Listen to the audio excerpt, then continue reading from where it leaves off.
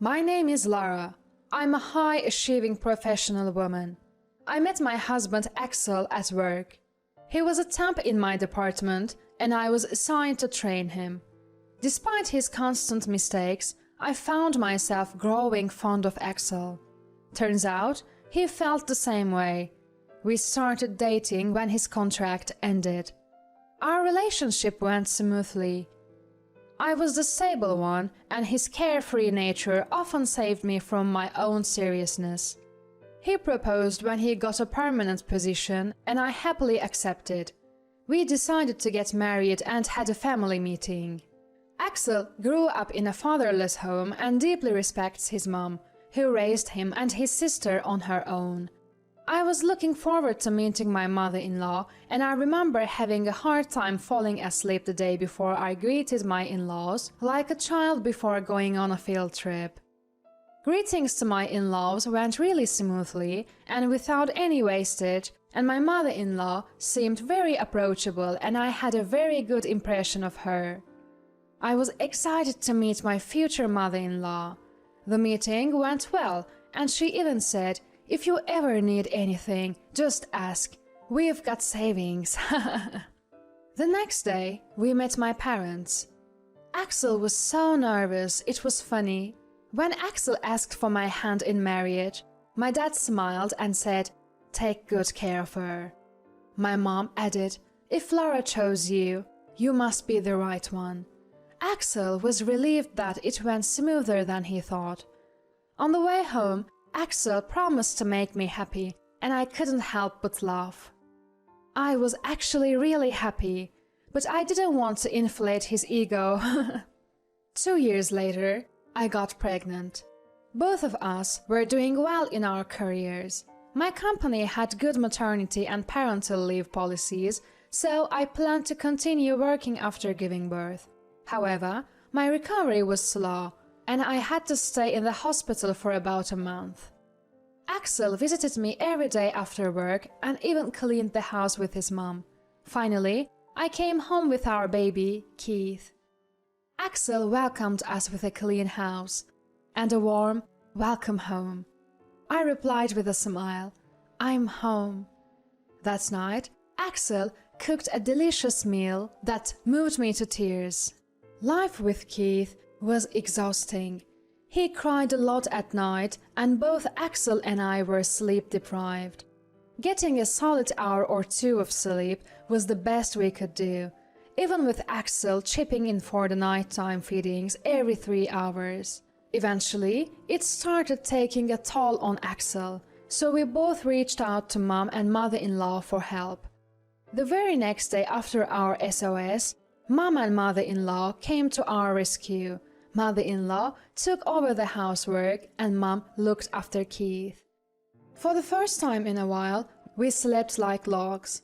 When we woke up, a feast awaited us on the dining table. Apparently, mom and mother-in-law had teamed up in the kitchen and cooked up a storm so much that they even laughed about making too much. We both teared up as we ate, overwhelmed with gratitude for mom and mother-in-law. Navigating the turbulent waters of early parenthood with the help of our parents, I returned to work when Keith turned 3. Keith started going to a childcare center.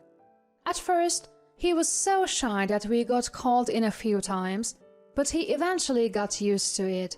So much so that I started to miss him. He was doing so well that people even asked if he had siblings, given how caring he was toward the younger kids. Just when we were considering a second child, Axel got a call that mother-in-law had been injured.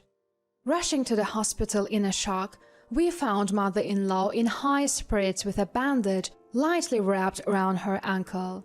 According to the doctor, she had twisted her ankle by missing a step. It wasn't a severe injury, but she'd be off work for a while. I volunteered to take care of mother-in-law. After all, she had helped us so much when Keith was little. It was the least we could do to repay her. That's what I thought. We'd pick up Keith, then stop by my in-laws for dinner. Our relationship deepened, and by the time her ankle healed, We were even grabbing weekday lunches together. We'd invite each other out using coupons or places we'd seen in flyers as an excuse. We lived a life far removed from the stereotypical mother-in-law and daughter-in-law conflicts you hear about. Then, just as Keith started elementary school, Axel lost his job. When I asked him why this happened so suddenly, he didn't answer. He wouldn't say why, and then he disappeared for about a week. We were still in touch, so I wasn't too worried, but then $2,000 started showing up every month. Whenever I asked where it came from, he'd dodge the question. I put the mysterious money into a separate savings account. When Axel finally returned, he asked if we could help Mom financially. Figuring mother-in-law must be going through tough times, I agreed without question. I sent about $1,000 a month to the bank account Axel said belonged to mother-in-law. Axel seemed relieved and said he'd start over as a temp worker. So I told him, "Layoffs happen, let's get through this together," and we started anew. That was when Keith was in middle school. I threw myself into work to support Axel, who had gone from full-time to temp. Naturally, thoughts of a second child were out of the question, so Keith remained an only child. Our nights together dwindled until they were non-existent. A few days into this new life, Axel started coming home late. He said he was still getting used to the job and had to work overtime. I believed him and offered my support. Meals increasingly became a two-person affair with Keith. Around this time, Keith started to resent Axel. Once he started high school and got a part-time job, he'd often say, "Divorce Dad," or "I'll support you, Mom, let's live together." But he wouldn't say why, ending conversations with, "Never mind." I had my suspicions about Keith's attitude, but the biggest mystery was Axel. Just as I was about to dig deeper, a project I was involved in got the green light. I was chosen as a team leader and became even busier, so Axel's situation was left unresolved. Things didn't settle down until 4 years later. Keith turned 20 and announced he'd be living on his own from this spring. I looked at my cold, distant home life and felt a pang of regret. What have I been working so hard for? As I muttered this, a wave of exhaustion hit me like never before, and I collapsed. The last thing I heard was Keith's panicked voice, "Mom, Mom!" When I woke up, I was in a hospital bed with an IV drip. I looked around, no one was there. I stared blankly at the ceiling. "Doctor, how's Mom's condition?" "It's just exhaustion. But don't take that lightly. In the worst-case scenario, it could be life-threatening. Please keep an eye on her." "I see, thank you." Hearing this exchange, I thought, "That's Keith's voice," and looked toward the door, which slowly opened. "Keith! Mom, you're awake!" What happened to me? I came to an empty house and felt dizzy while thinking how lonely it was. "It's exhaustion. I was shocked to find you collapsed in the room when I came home from my part-time job. I thought my heart would stop." Sorry about that. Seeing Keith's genuinely worried face, I thought, my family isn't lost yet. I decided to ask about Axel, who had been on my mind. "Hey, Keith, where's Axel?" "I don't know. But there's no one at home, right? Aren't you worried about Axel?" I said I don't know. I sensed something was off from Keith's slightly angered response. I was sure Axel wasn't at home. I asked Keith, "There's a place I'd like you to go with me tomorrow. Will you come?" The doctor said I could be discharged tomorrow, so I decided to move back to my parents' home. After being discharged the next day, Keith picked me up and we headed to my parents' house. My mom greeted us with genuine concern and immediately asked, "You are going to live here, right?" I replied. "Please look after Keith until I finish some business," and left for a particular place. Mom looked puzzled but didn't ask any questions and saw me off. Keith wanted to come, but Mom calmed him down. I headed straight to my in-laws' house to find out about Axel's whereabouts. I called ahead and was told they'd be home, so I quickened my pace. I arrived and rang the doorbell. Mother-in-law's cheerful voice answered. "Oh, Lara, you're early." I sped a little. "Come on in." I followed mother-in-law into the living room, sat down and began talking. "So, I came today to ask about Axel's whereabouts. Do you know where he is?" Well, I don't know either. I have left him alone because he responds when I contact him. He's an adult, after all." "I see. I'll try contacting him too. Also, there's something else." "What is it?" "I've been financially supporting you every month, but Keith is going to college and living on his own, so I'd like to redirect that money to him. So the financial support will end this month." "Wait, I've been the one sending you $2,000 every month." "What?" "Axel said he needed help because life was tough after Keith was born. So I've been sending $2,000 every time I get paid." "So that $2,000 was from you? I thought it was from Axel. I've been saving it because I was afraid to use money from an unknown source." "Oh, Axel didn't tell you? But then, where did the money I've been sending for your living expenses go?"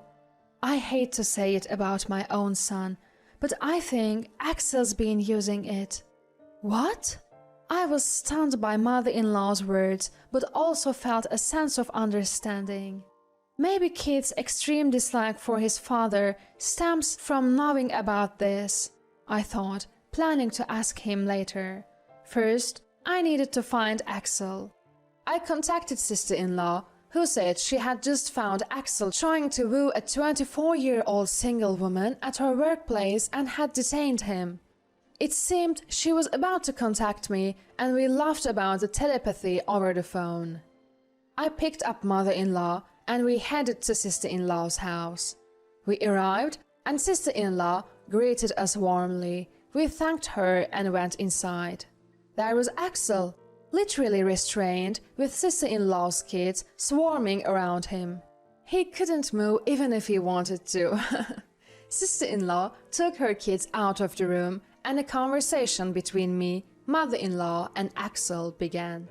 "What did you do with the money I sent?" "I've been sending money to mother-in-law too. Where did that go?" Axel remained silent to both our questions. I took out a banking card I had checked the balance of before coming and pressed Axel further. "Do you remember this bank account we set up for savings when we got married?" "Yeah." "Do you remember the conditions for withdrawing from this account?" "For the kids, building a house, buying a car, not for personal use." "You remember well. There are withdrawal records unrelated to Keith, the house, or the car. Mind explaining?" Axel fell silent again. Finally, mother-in-law, unable to hold back, yelled, "Speak up like a man! What are you going to do about what you've done?" My husband flinched and finally started talking. To summarize, he had been fired from his job and was staying at another woman's house. He contacted mother-in-law to secure $2,000 a month in support. After a while, the woman got tired of Axel not working and kicked him out, so he returned home. He registered with a temp agency but never actually took a job. However, he wanted the money for himself, so he convinced me to deposit money into a new bank account for mother-in-law's financial support. I was utterly shocked to learn that he had dipped into our joint savings account to impress a younger colleague at sister-in-law's workplace. Anyway, the money he took was found by sister-in-law and remained unused, so I tried to return it to mother-in-law. She refused, saying, "Please give it to Keith as a college gift." I gratefully accepted, knowing that Keith's education would require funds. I also had Axel put in writing that he would refund all the money I had sent for mother-in-law, as it had already been spent. We agreed to discuss future matters, including Keith. Given how much Keith dislikes him, divorce seems like the only option. Axel was taken aback by mother-in-law, and we're now living separately. Keith has started living on his own, and I've decided to rent a small apartment since living alone in a big house felt lonely. After discussing with Axel, we decided to divorce. Mother-in-law was disappointed but showed her resilience, saying, "Our relationship as friends isn't over. Let's go out with Keith sometime." Living alone in the apartment, I'm enjoying life as I've returned to my pre-marriage days. I'm already preparing to take full advantage of alimony through a divorce court.